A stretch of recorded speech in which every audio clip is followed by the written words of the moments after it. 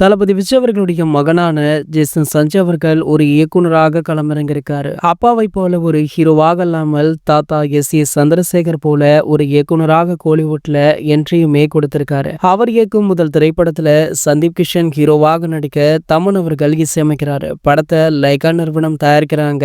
2023ஆம் ஆண்டே இந்த படத்துடைய அதிகாரப்பூர்வ அறிவிப்பு வெளியான நிலையில அதன் பிறகு இந்த படத்தை பற்றி எந்த ஒரு தகவலுமே வெளியாகல. விஜய் சேதுபதி முதல் கவின் வரை பலர் இந்த படத்துல ஹீரோவாக நடிக்க போறாங்க அப்படின்னுமே சொன்னாங்க. ஆனா எதுவுமே அதிகாரப்பூர்வமாக அறிவிக்கப்படல. ஒரு கட்டத்துல இந்த படம் கைவிட இருப்பதாக கூட வதந்திகள் எல்லாம் வெளியாச்சு. ஆனா அனைத்து சூழ்நிலைகளையுமே ஜேசன் சஞ்சய் அவர்கள் பொறுமையாக இருந்திருக்காரு. வெளியே படத்தை பற்றி 1000 பேசினாலுமே தன்னுடைய வேலைகளை தொடர்ந்து கவனமாக பண்ணிட்டு இருந்திருக்காராம். சோ அதனை தொடர்ந்து பாத்தீங்கன்னா கடந்த ஆண்டு ஒரு வழியாக இந்த படப்பிடிப்பு ஸ்டார்ட் ஆச்சு. கிட்டத்தட்ட தற்போது வரைக்குமே இதனுடைய படப்பிடிப்பு 80% முடிஞ்சிருச்சா. கிளைமேக்ஸ் காட்சி மட்டும்தான் படமாக்க வேண்டி இருப்பதாக சொல்லப்படுது. அந்த கிளைமேக்ஸ் காட்சி மட்டுமே கிட்டத்தட்ட 30 நிமிடங்கள் வருமா. இந்த 30 நிமிட காட்சியையுமே சிங்கிள் ஷாட்ல எடுக்கலாம் அப்படின்னு தன்னுடைய முதல் படத்திலேயே ஒரு மிகப்பெரிய ரிஸ்க் எடுக்கிறாரு ஜேசன் சஞ்சய் அவர்கள். இவருக்கு முதல் படம் அப்படின்றதுனால கண்டிப்பாக இந்த சிங்கிள் ஷாட்டை பர்ஃபெக்டாக முடிச்சுட்டா